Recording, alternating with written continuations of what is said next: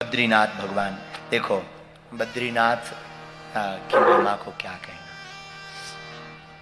अनाथों के नाथ हैं ये, जिसका कोई नाथ ना हो उसको सनाथ करने वाले नाथ का नाम बद्रीनाथ है। अनाथ को सनाथ करने का नाम अगर कोई इस पृथ्वी पर है वो बद्रीनाथ है। और कितना अद्भुत संयोग है, बद्रीनाथ और बागेश्वरनाथ दोनों जुड़े हैं। हर बार ना दोनों मिल जाते हैं कहीं ना कहीं किसी ना किसी मोड़ पर। चारों युगों में बद्रीनाथ की महिमा, सतयुग में मुक्ति प्रदा नाम से जाना, सतयुग में भी बद्रीनाथ तीर्थ था, इसे मुक्ति प्रदा तीर्थ के नाम से जाना। त्रेता युग में भी बद्रीनाथ जाना गया, योग सिद्ध क्षेत्र के नाम से जाना गया। द्वापर में भी बद्रीनाथ को जाना गया, पर द्वापर में मणिभद्र के नाम से जाना गया, और कलयुग में बद्रीनाथ के नाम से जाना जाता है। नाम एक ही है, पर अच्छा बद्रीनाथ क्यों नाम पड़ा? तो शास्त्रोक्त तो बहुत लोगों को पता है कि बद्री के पेड़ थे।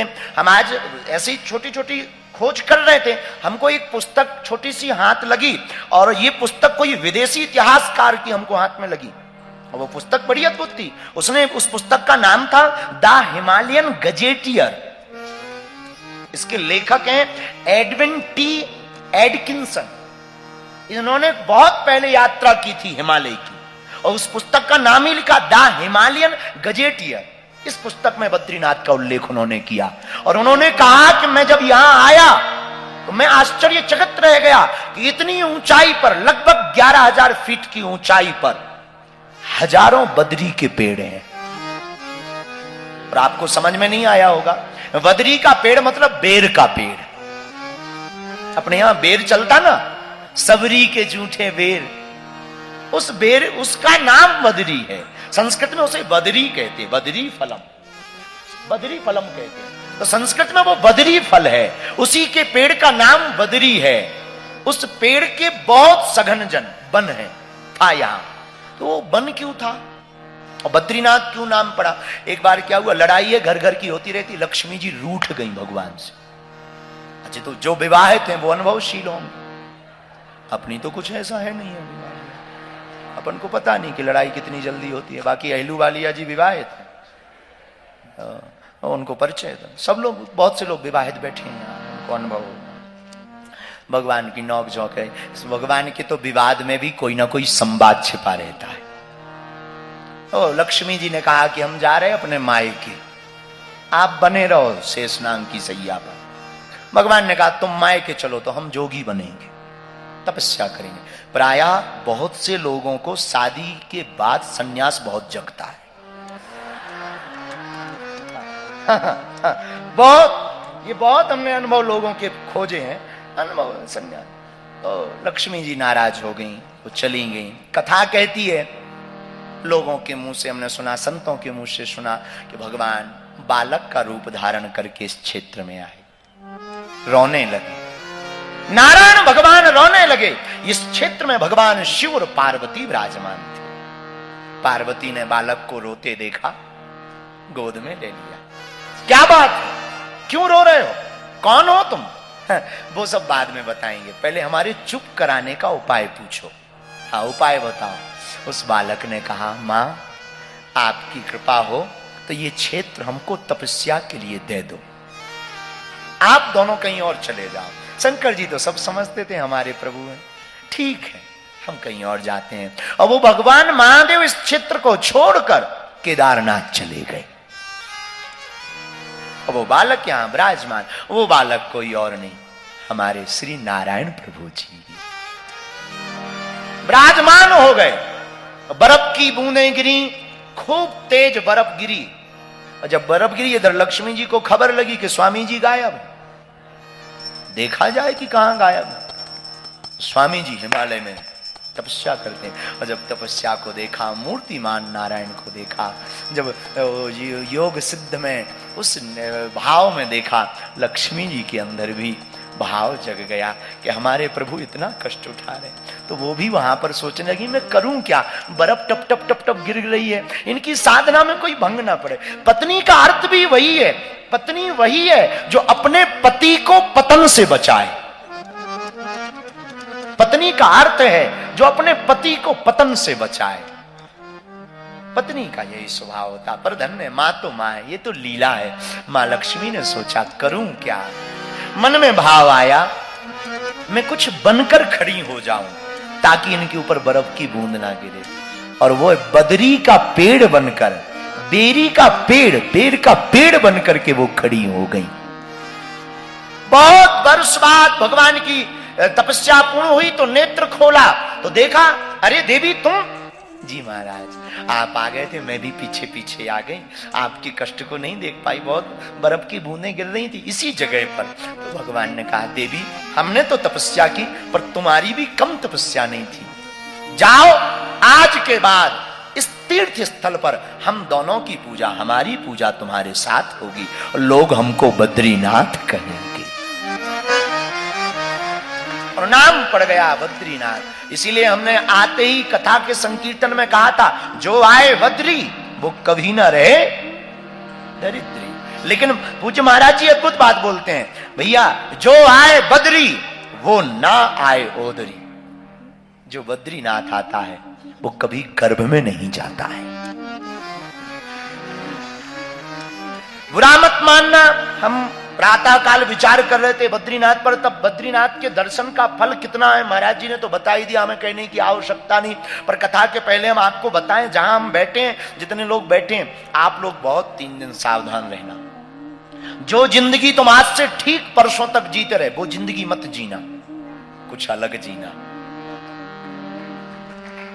आप तो कमरे में घर जाकर खूब मोबाइल चलाते रहे ना, इन 3 दिनों कोशिश करना कम से कम मोबाइल चलाना, भजन ज्यादा करना।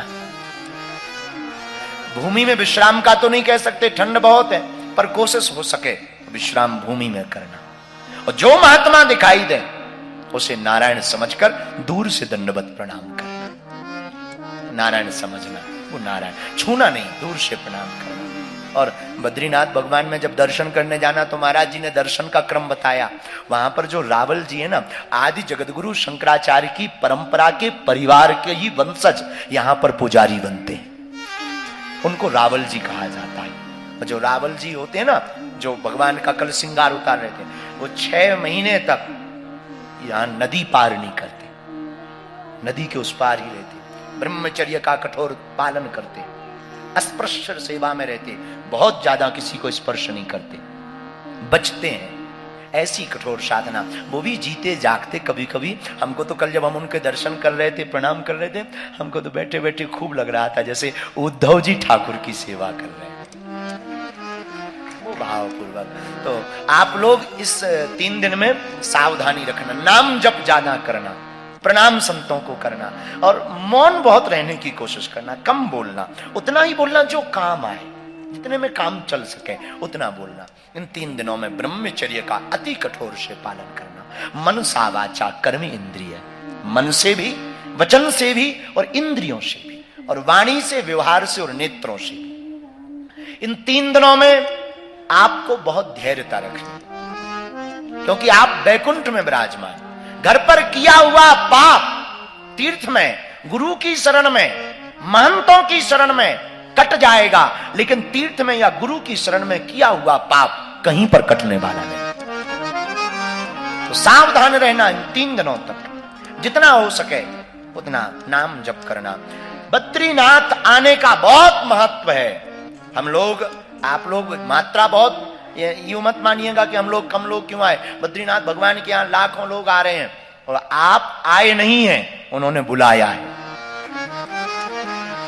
पुकार लगाई है, बुलाया है। तो बद्रीनाथ की दर्शन का बहुत महत्व है। पहला महत्व तो बद्रीनाथ के दर्शन का पहला फल, गर्भ में नहीं जाना पड़ता है। जो दर्शन करता, याद रखना दर्शन के बहुत से प्रकार हैं। एक आकर के अपनी फोटो खिंचाना, ये भी दर्शन चल रहा है। आजकल मंदिरों में ये ज्यादा चल रहा है। फोटो ना खींचे तो दर्शन नहीं माने जा रहे, रील ना बनाए दर्शन नहीं माने जा रहे। बुरा मत मानिएगा, तीर्थ स्थान रील का विषय नहीं है, रियल का विषय है। मंदिर में आप दर्शन करने आए तो सिर्फ दर्शन करो। गुरु ने पूछा शिष्यों से एक चिड़िया पेड़ के ऊपर बैठी हुई थी। अपने गुरु ने शिष्यों से पूछा, तुम्हें क्या दिखाई देता? किसी ने कहा मुझे चिड़िया दिखाई देती, किसी ने कहा टहनी दिखाई देती, किसी ने कहा चिड़िया के पैर दिखाई देते। लेकिन बहुत बेहतरीन शिष्य ने कहा, गुरुदेव मुझे तो सिर्फ इस चिड़िया की आंख दिखाई देती, मेरी लक्ष्य आंख है। वैसे ही भक्त का लक्ष्य भगवान होना चाहिए, साधक का लक्ष्य सात्य होना चाहिए।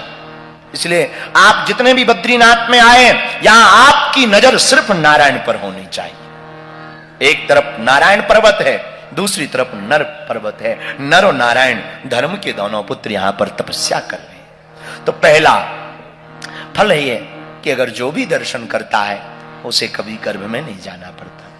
बद्रीनाथ भगवान का दूसरा फल दर्शन का श्लोक आया, अन्यत्र मरण मुक्ति ही स्वधर्म विधि पूर्वकात् बद्री दर्शनादेव मुक्ति पुंसाम करे स्थिता। शास्त्र कहते हैं जो बद्रीनाथ भगवान के दर्शन करता है, अन्यत्र तीर्थ में मरने के बाद मुक्ति होती है, लेकिन बद्रीनाथ में तो दर्शन मात्र से मुक्ति प्राप्त होती है, मात्र दर्शन से। पुरानी कहावत है बिना मरे मुक्ति नहीं, लेकिन ये दर्शन शास्त्र की मुक्ति है। जो दार्शनिक होता है उस दार्शनिक की दृष्टि से कभी पूछो कि मुक्ति का अर्थ क्या है। मुक्ति का अर्थ मरना नहीं है, मुक्ति का अर्थ है कि जीते जी मुक्त हो जाना।